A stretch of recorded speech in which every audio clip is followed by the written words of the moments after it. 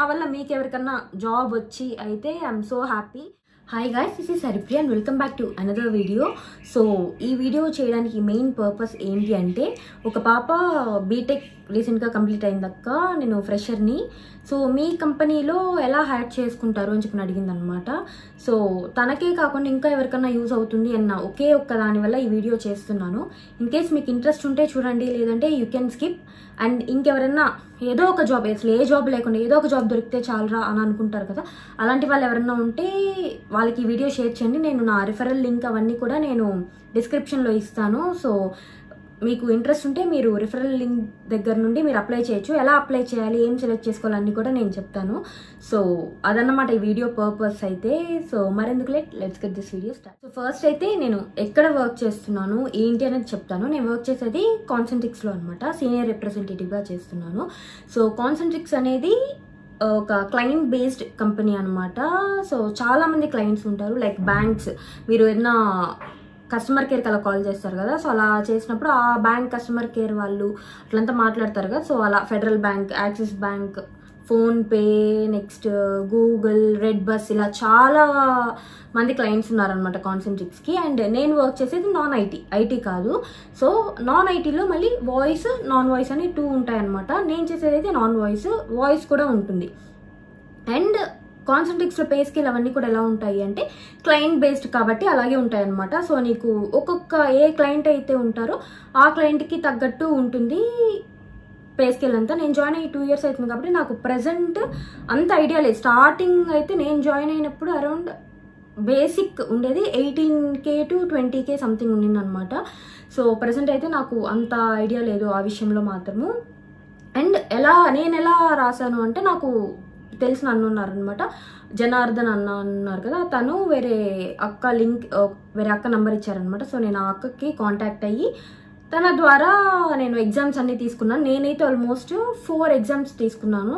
First listening and speaking అని ఉంటుందన్నమాట. నువ్వు వినాలి, ఇంగ్లీష్లో చెప్తారనమాట. నీకు ఎంత మాత్రం ఇంగ్లీష్ స్కిల్స్ ఉన్నాయి, ఎంత మాత్రం అర్థం చేసుకోగలవు, ఎంతవరకు మాట్లాడగలవు అనే దాని మీద ఉంటుంది బేసిక్గా. సో అది. ఆ తర్వాత నాకు టైపింగ్ టెస్ట్ ఉందన్నమాట. 20 minutes 5 essays రాయాలి. ఓన్గా ఒక 5 topics ఇస్తారు, వాటి మీద నీ ఓన్ ఒపీనియన్ని 200 wordsలో రాయాలన్నమాట. సో అది రాశాను.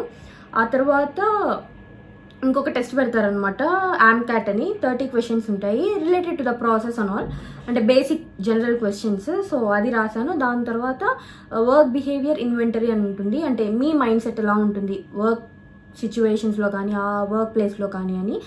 సో మీరు ఎలా డీల్ చేస్తారన్న దాని గురించి ఉంది, అదొక టెస్ట్ రాశాను. అండ్ ఫైనల్గా ఇంటర్వ్యూ 5 అనమాట.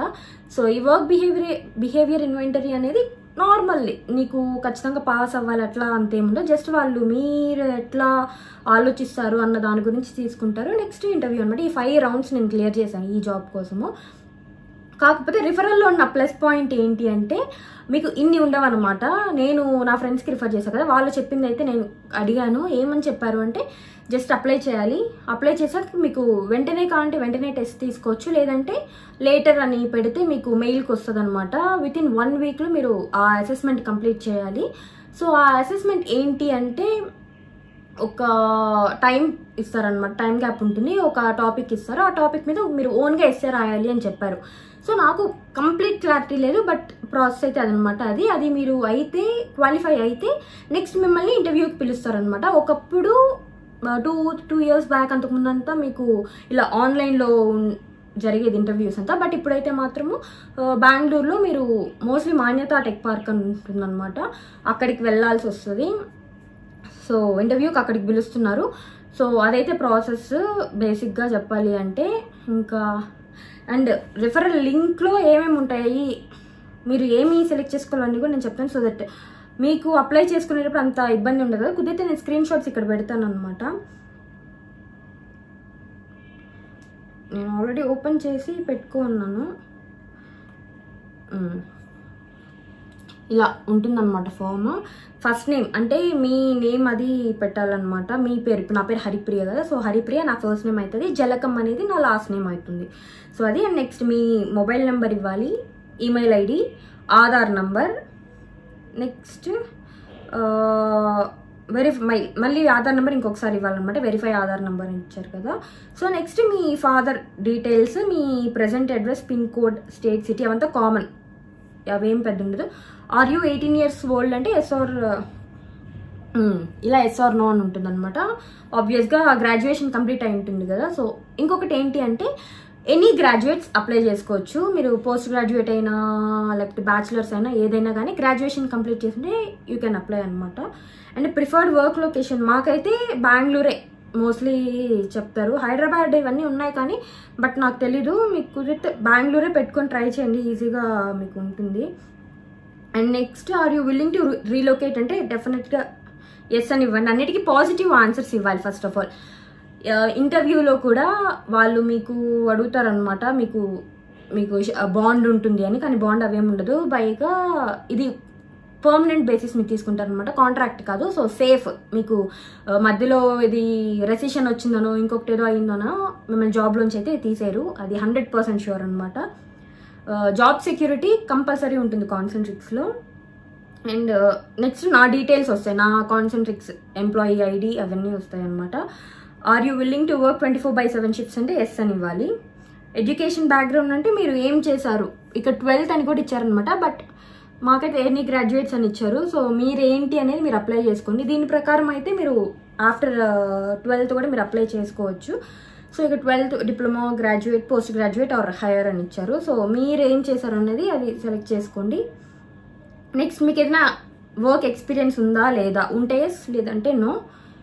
అండ్ యూఏఎన్ నెంబర్ అనేది ఇక్కడ ఇచ్చారు కదా, ఆ యూఏఎన్ నెంబర్ అనేది సాలరీ అకౌంట్స్ ఉంటుంది కదా వాళ్ళకి మాత్రం ఉంటుందన్నమాట. పిఎఫ్ అకౌంట్కి వస్తుంది కదా నెంబరు. సో అది మీ దగ్గర ఉంది అంటే ఇవ్వండి, లేదు అంటే నో అని పెట్టి ఇలా నో ఎస్ ఆర్ నో ఉంటుంది అనమాట. సో నో అని ఇవ్వండి. ప్రాసెస్ అప్లైడ్ ఫర్ అనేది నేను ఇక్కడ పక్కన స్క్రీన్ షాట్ మెన్షన్ చేస్తాను అనమాట. ఇక్కడ advisor, customer service, non voice, advisor, customer service, voice, అలా technical support voice, non voice ఉన్నాయంటే 4 ఆప్షన్స్. అందులో మీరు advisor, customer service, non voice అనేది సెలెక్ట్ చేసుకోండి.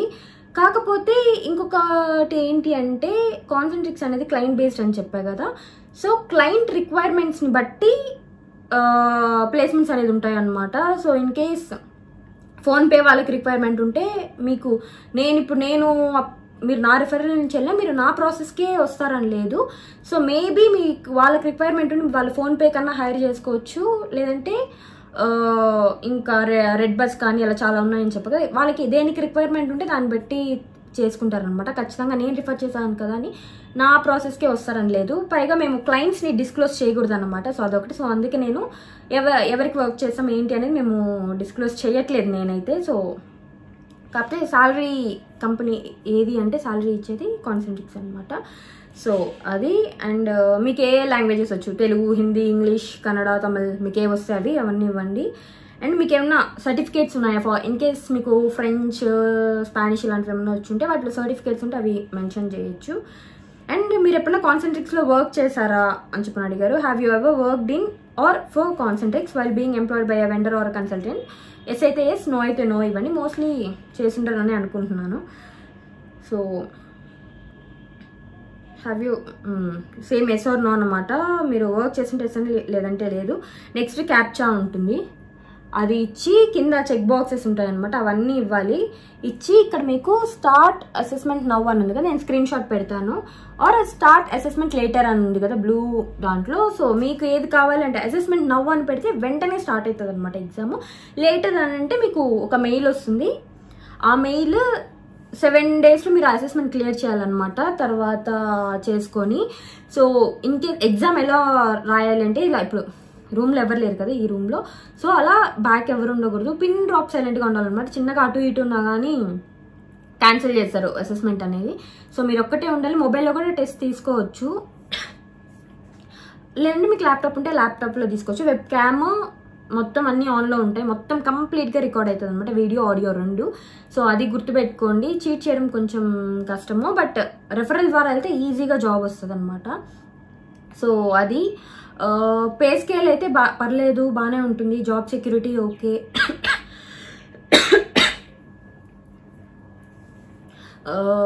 కాన్సెంట్రిక్స్ కంపెనీ మంచి కంపెనీ అనమాట, జాబ్ సెక్యూరిటీ ఉంటుంది. పే స్కేల్ బయట కంపెనీస్ పోలిస్తే బాగానే ఉంటుంది. కాకపోతే నాన్ ఐటీ అనమాట, ఐటీ కాదు. సో గ్రోత్ ఉంటుందా అంటే ఉంటుంది. ఎవ్రీ 6 monthsకి మీరు ఐడిపీస్ ఐజేపీస్ అని ఉంటాయి అనమాట. వాటికి అప్లై చేసుకొని హైయర్ పొజిషన్కి వెళ్ళొచ్చు. అండ్ సాలరీ ఇంక్రిమెంట్స్ అవి ఉంటాయి, అలవెన్సెస్ అన్నీ ఓకే అనమాట. సో అది ఈ వీడియో. ఇన్ కేస్ మీకు ఇంకా ఏమైనా ఎక్స్ట్రా క్వశ్చన్స్ ఉంటే కమెంట్ సెక్షన్లో కమెంట్ చేయండి, నేను మీకు అక్కడ చెప్తాను. రెఫరల్ లింక్ అవి కావాలంటే నేను డిస్క్రిప్షన్లో ఇస్తాను. ఇన్ కేస్ మీకు ఉపయోగపడితే ఓకే, ఇన్ కేస్ ఇంకెవరికన్నా నీడ్ ఉంటే ప్లీజ్ వాళ్ళకి ఫార్వర్డ్ చేయండి. దీనివల్ల నాకు వచ్చే యూజ్ ఏం లేదనమాట. నా వల్ల మీకు ఎవరికన్నా జాబ్ వచ్చి అయితే ఐఎమ్ సో హ్యాపీ. ఎందుకంటే ప్రజెంట్ అన్ఎంప్లాయ్మెంట్ అనేది ఎక్కువ అయింది కదా. సో ఆ పాప అలా అడిగేసరికి అరే ఎవరో ఒకరికి యూజ్ అవుతుంది కదా అని చెప్పి ఈ వీడియో చేస్తున్నాను అనమాట. సో అది ఈ video. So if you like this video please do like, share and subscribe. I will see you in my next video. Until then bye by.